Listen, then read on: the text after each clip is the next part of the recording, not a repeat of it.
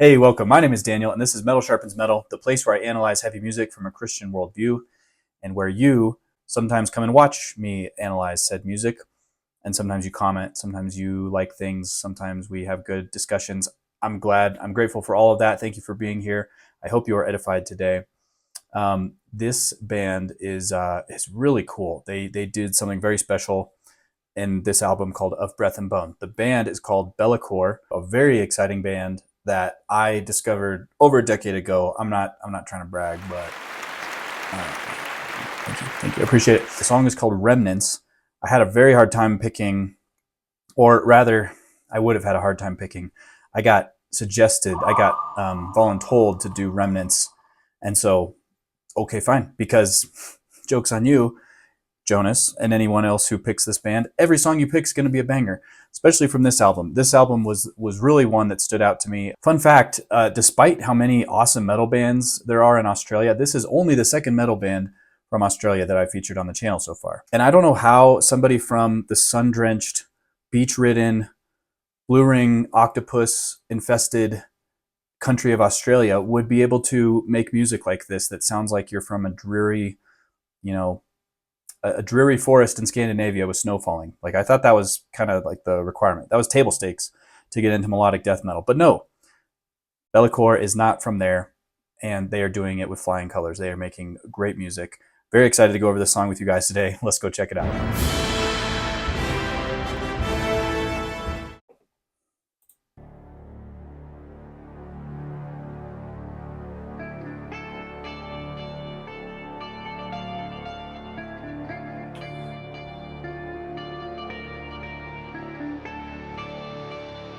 Distorted guitar fades in. This is the second song on the album. This is a great second song.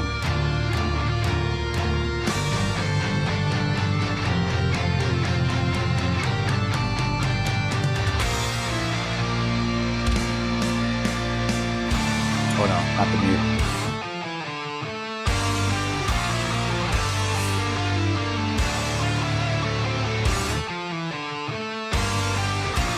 You ready?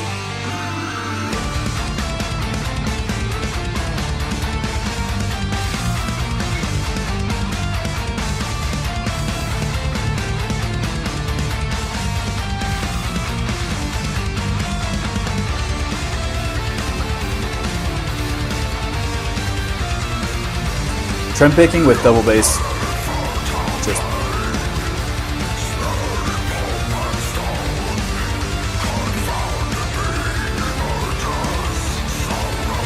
and I got Gothmog, the king of the Balrogs, on vocals.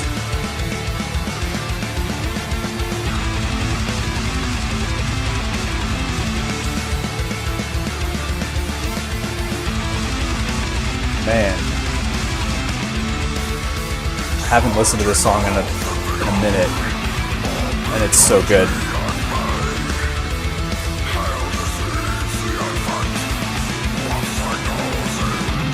Double time beat. Yep.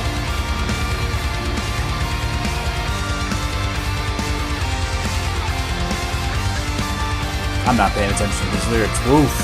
Okay.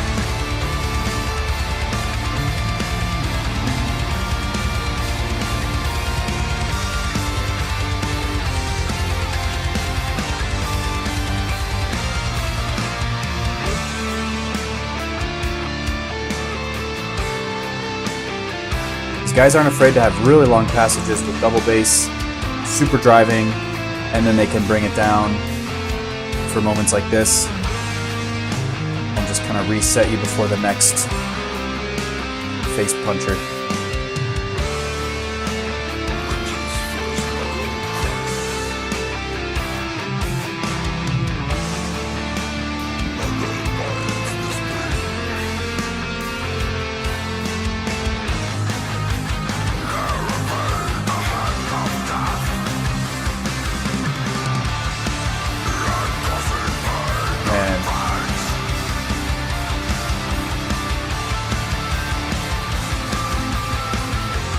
This album makes me want to just get a ton of work done.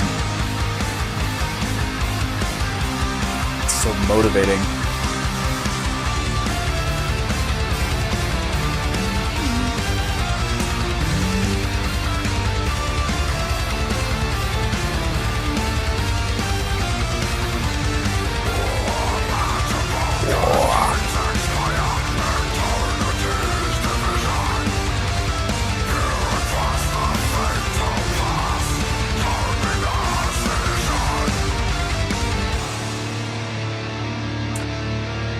I forgot about this outro.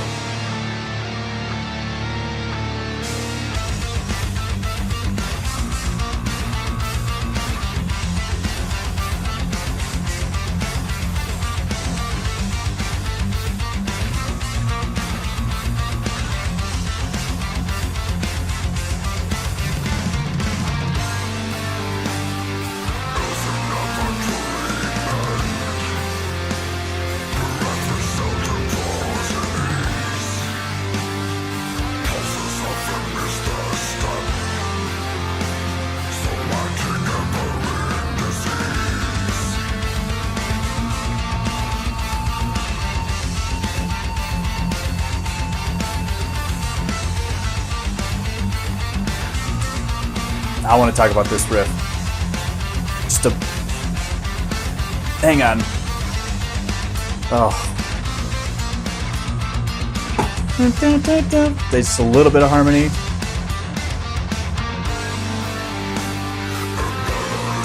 It's so good.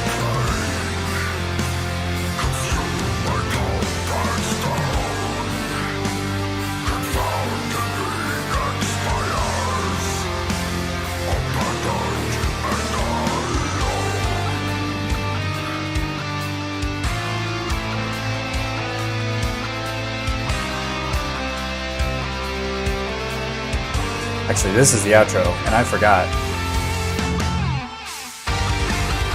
Oh! Oh, yeah.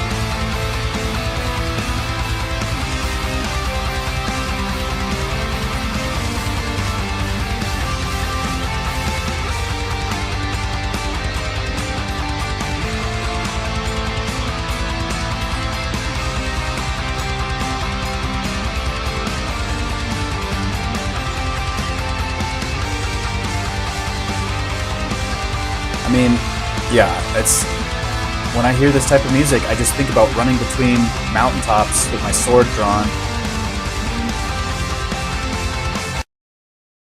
Okay, yeah. See, that is sword drawn, fighting the dragon type metal. That is not as much put on your bathing suit and enjoy a day at the beach type metal. And yes, am I thinking about Australia in one-dimensional terms? Of course. Good day, mate. Doesn't everybody? I mean, you got crazy people who face death every single day. It's in the air they breathe. The animals, every atom around them wants them to die, and they are just constantly fighting for survival. And somehow they make it work down there in the wild continent of Australia. So yeah, I can't get over that. I still can't get over it. These guys sound like they don't belong there. All right, I'll drop it.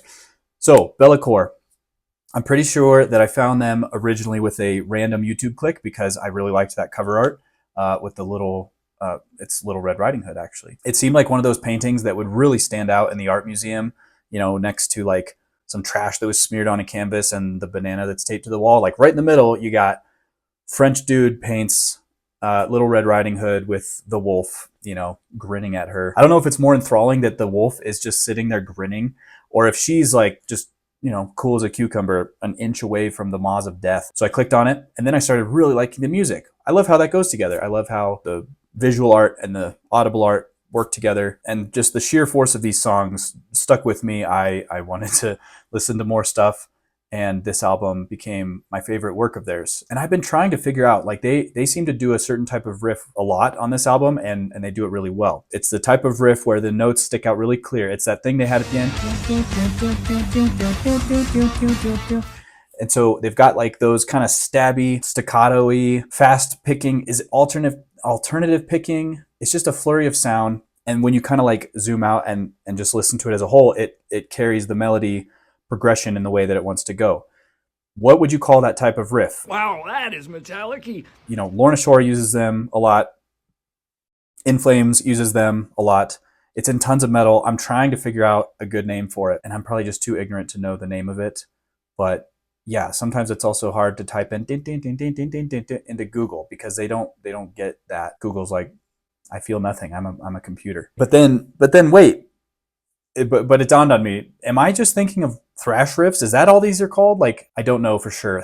Sometimes thrash I think of like just kind of nasty and fasty and just like just moving around, power chords all over the place. But the ones where they're really articulated and you got all the different staccato notes working together, it just feels extra comfortable and I really like listening to it. As for their vocalist, his name is George Kosmas, which is an epic last name. It is spelled differently than Koine Greek, but the Koine Greek word for world is kosmos. So that's pretty cool. So that means that you can call this guy Georgie Worldwide. No, just that's not his real name. That's just what I call him. So just kidding. Don't ever call him that. I don't think he would like that. His growls are very one track. Like he doesn't really, do a ton of range. Like he doesn't use a ton of different techniques. It's fine because they sound really intense, but it also sounds like they're not trying to be the main focus of attention, right? It lets the song work around them. They're just kind of there for some accents and punctuation marks, really, on what's already an awesome song. And I would love, in a lot of my melodic death metal to hear more singing vocals. I really love that, but it's okay because these guys saturate their songs in so much melody that I am plenty content with what I get. So as for the meaning of the song and the album, I watched a couple interviews, I read an article, and it sounds like, unfortunately, this is not a concept album. I would have thought with that picture, it could have been, some kind of fantasy story. But each song that they write is kind of like a short story, is kind of like a fairy tale. The Red Riding Hood, picture really does fit well with that. And if I'm being honest, like the main draw for this album is the music, like the actual guitars and drums. So I do care about the lyrics, but on this one, I'm like, okay, at least I've got that part solid. When you go look at the lyrics, you actually have a lot to enjoy. You can't necessarily understand it unless you're really listening to the guy. I feel like his vocals are kind of down in the mix a little bit too. But when you dive in, you start to see some solid storytelling, and I enjoy that. Because Remnants seems to be a story about the significance of the passage of time. Whoa, it's packed with some stuff. We were that close. We were that close. Yeah, the way that George writes lyrics, it's cool. It's like there's a lot of uncommon words that he uses and phrases, and he's got these compact little stanzas that paint a really good picture, I think, of what he's trying to say. And I think he does it kind of like how Tolkien puts songs into his books. The rhyming couplets and all this stuff. I imagine the dwarves would have delved hard to this album. I think the elves even could have found something that they like. And speaking of dwarves and elves, this song does kind of remind me of the origin stories of those races that comes from the Silmarillion. I'm reading the Silmarillion right now because my friend Grant won't stop texting me brutal things, questioning my very masculinity since I claim to be a Tolkien fan and I haven't read it before. So Grant, here we go. This is the beginning of my book report. I hope you enjoy it. So the dwarves were created in the Silmarillion. I promise there's a reason why I'm going here, but the dwarves were created in the Silmarillion by creatures called the Valar. One Valar in particular, and they were made. They kind of came up on the earth, and this dude just wanted somebody to play Minecraft with in real life mountains, apparently. The other Valar decided it was too soon because elves were supposed to be the firstborn, kind of like creatures of creation. So the dwarves were kind of like stuffed back under a mountain and just like slept in rocks for centuries. I don't even know how long, until it was, they were ready to come out and play Minecraft. So the reason why I'm saying all these things is because I'm kind of seeing echoes of this story in the first couple stanzas of this song. So right here, embedded in fertile plain, snared in pulp and stone, confounded being emerges, surrounded yet alone. So embedded in a fertile plain, okay, it's not a mountain, but sure. Snared in pulp and stone, I guess trees and rocks. You're kind of like being birthed out of the earth almost in a way. And then the second stanza is interesting because surging growth and vigor, morbidity at bay. The elves were described as being immortal in the Silmarillion, right? Like they don't die natural deaths. And the morbidity is at bay here. It does say Hale, health, deceives the advent of cycles and decay. So you've got like this kind of healthy creature in contrast to decay cycles, like, I don't know, entropy, just problems in the world and stuff like that. So I don't know, like maybe this actually goes more towards the men in the Silmarillion and Middle Earth and stuff like that, because men were created to be mortal. Death was actually given to them as a gift so that they could go back and be with, I believe, Iluvatar. I believe they do go back, and that's like heaven, right? So death was seen as a gift to them, but their morbidity was at bay. Like they had a lot of growth and vigor at the beginning of their lives. But then you kind of have a reminder down here that it's not all just, sunshine and immortal elves and rainbows. It's winter's first marrow cracks. Mother is biding the spring, but they can never evade the hand of death and the coursing pain it brings. So death is here, mortality is real. This isn't about elves, right? Because this line sounds more like the experience of mankind with death. Matter is broken, times expire, eternity's division, peer across the fatal pass, terminus, inition. Because this sounds more like man's experience with death and mortality, which, as strong as we see when we're young, death comes for us eventually, right? Now, I don't really think that this song is about the Silmarillion. It's possible. I mean, these guys are clearly nerds. Their band is named after like some demon king in Warhammer 40K or something. Who plays that? But I was just drawing that parallel because it seemed to talk about kind of a creation story, like some creature that's experiencing existence for the first time. And I thought that was really interesting. This might be just an artistic way of them writing a story about humanity and just like the general cycle that humans go through, right? We start out as these squishy, energetic babies. We grow up, we're strong, and then we start to decline. We've got the line at the end here: ills that never truly mend. And at the end of that stanza, it says somatic, ever in disease. Somatic being like our bodies, right? So we're constantly being broken down. So this seems to be pointing to the decay and death that we experience ever since God's curse due to the fall. And I don't mean fall like autumn time. I mean like Adam's fall in the Bible, right? So when he chose sin, God cursed the ground, God cursed people, and death was introduced at that point. And as a Christian, I really enjoy the considerations of origins and mortality. I mean, these are things that are all throughout the Bible. Our origins are very important, being, creations of God, creatures of God. And mortality is also very important. I mean, Jesus came to earth just to kill death, just to defeat death, right? And Tolkien said in a letter at the beginning of the Silmarillion, he actually said that ultimately all stories are about the fall, because every story needs to have, a problem, some kind of struggle, and then victory of some kind at the end.